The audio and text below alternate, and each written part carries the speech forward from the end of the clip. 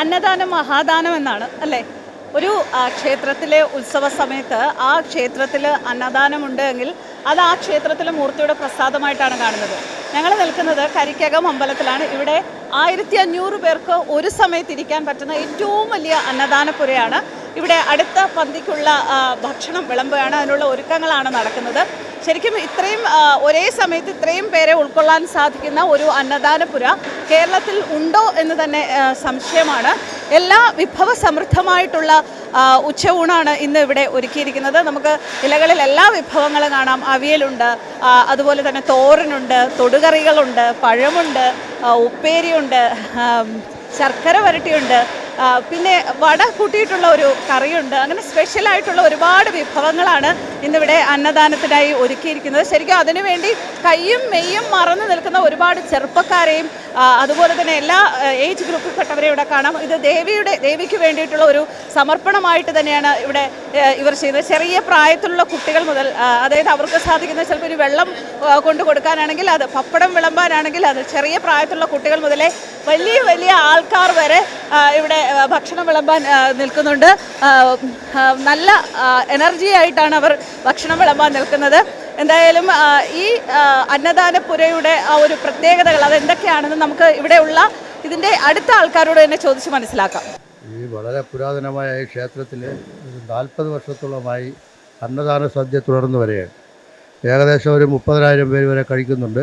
പിന്നെ അവധി ദിവസങ്ങളിൽ കൂടുതലായിട്ട് കഴിക്കും. പിന്നെ 18-20 കറികളുള്ള സദ്യയും പ്രഥമനോട് കൂടിയ സദ്യയാണ് കൊടുക്കുന്നത്. ആളുകളെ ഭക്തജനങ്ങളെ ഇരുത്തി കൊടുക്കുകയാണ് ഇലയിട്ട്. അപ്പോൾ അത് പിന്നെ ഏകദേശം ഗിന്നസ് ബുക്കിൽ വരാനുള്ള സാധ്യതയുണ്ട്. എല്ലാ പിന്നെ വിഭവങ്ങളും ചേർത്തുള്ള ഭംഗിയായിട്ടുള്ള സദ്യ നമ്മൾ കൊടുക്കുകയാണ്. 30,000 കൊടുത്ത് കഴിക്കുന്നുണ്ട് ഇതുവരെ. പിന്നെ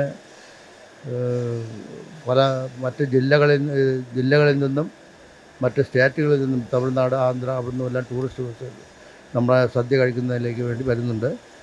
അപ്പോൾ വളരെ പ്രസിദ്ധമായ അന്നദാന സദ്യയാണ് നമ്മുടെ നടന്നുകൊണ്ടിരിക്കുന്നത്.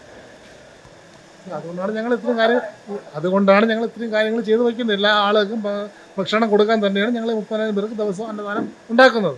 അതിനാണ് എൻ്റെ ഉദ്ദേശം. എല്ലാവർക്കും ഭക്ഷണം കഴിക്കണം, ക്ഷേത്രത്തിൽ ദേവിയുടെ പ്രസാദമായിട്ട് കഴിച്ചിട്ട് പോകണം. അതിനാണ് ഞാൻ ഉദ്ദേശിക്കുന്നത്. ഈ 1500 പേര് ഒരേ സമയം ഇരുന്ന് ഭക്ഷണം കഴിക്കുമ്പോൾ എന്താണ് മനസ്സിൽ തോന്നുന്നത്? ഭയങ്കര സന്തോഷം തന്നെയാണ്. ഇതിന് ആൾ ഒരുമിച്ച് വരുന്നത് സന്തോഷം തന്നെയാണ്. എനിക്ക് തോന്നുന്നു കുറച്ചുകൂടി ആറ്റുകാൽ പൊങ്കാലയ്ക്ക് കുറെ കൂടി തിരക്ക് അനുഭവപ്പെടാറുണ്ട്. അവിടെ ഇരിക്കുന്ന ആ ഒരു അന്നദാനപ്പുര എന്ന് പറയുന്നത് ഇതിലും ചെറുതാണ്. പക്ഷേ ഇവിടെ വളരെ ഈസി ആയിട്ട് ആൾക്കാർക്ക് തിരക്കില്ലാതെ ഭക്ഷണം കഴിക്കാൻ സാധിക്കുന്നു. എന്താണ് തോന്നുന്നത് താങ്കൾക്കൊരു നാട്ടുകാരൻ എന്നുള്ള നിലയിൽ, ഇവിടുത്തെ ഒരു അഭ്യുദയകാംക്ഷി എന്നുള്ള നിലയിൽ, ഇവിടുത്തെ പ്രവർത്തകൻ എന്ന നിലയിൽ? ഞങ്ങൾക്ക് വളരെ സംതൃപ്തിയുള്ള ഒരു കാര്യമാണിത്. കാര്യം എന്ന് വെച്ചാൽ ഞങ്ങൾ ഒരു 2 കൊല്ലത്തിന് മുമ്പേ ഞങ്ങൾ ചെറിയ ഷെഡാണ് ഞങ്ങൾ കെട്ടിയിരുന്നത്. അന്നും ഏകദേശം 1000-1200 രൂപ ഇരിക്കുമായിരുന്നു. പക്ഷേ അതിനുശേഷം ഞങ്ങൾ ഇതേപോലെ ട്രസ്റ്റിൻ്റെ മേൽനോട്ടത്തിൽ തന്നെ പുതിയ അന്നദാന മണ്ഡപം കിട്ടി. ഇപ്പോൾ ഒരു 1500ഓളം പേർക്ക് ഒരേ സമയം ആഹാരം കൊടുക്കാൻ പറ്റുന്നുണ്ട്. അതുപോലെ തന്നെ തിരിച്ച് ഞങ്ങളുടെ അപ്പുറത്ത് ഒരു സ്കൂളുണ്ട്, അതിൻ്റെ തൊട്ടടുത്ത് വേറൊരു ഇതുണ്ട്. അവിടെ ഒരു 600-700ഓളം പേർക്ക് ഒരു ദിവസം ആഹാരം കൊടുക്കുന്നുണ്ട്. എല്ലാവർക്കും ഒരുപാട് സംശയങ്ങളുണ്ട്. കാരണം ഇപ്പോൾ ഗ്യാസിന് ഒരുപാട് പ്രതിസന്ധിയുള്ള സമയമാണ്. ആ സമയത്ത് നിങ്ങൾ ഇത്രയും വലിയൊരു കാര്യം, ശരിക്കും ഈ ഒരു സമയത്ത് ഒരുപാട് ആൾക്കാരുടെ ഭക്ഷണം കഴിക്കാത്തുന്നുണ്ട്, വലിയൊരു കാര്യമാണ് ചെയ്യുന്നത്. എങ്ങനെയാണ് ആ പ്രതിസന്ധിയെ ഫേസ് ചെയ്തത്? ഗ്യാസിന് വേണ്ടി വളരെ പിന്നെ ബുദ്ധിമുട്ടി പലയിടത്തും നമ്മൾ ഇതിനു വേണ്ടി ശ്രമിച്ചിരുന്നു.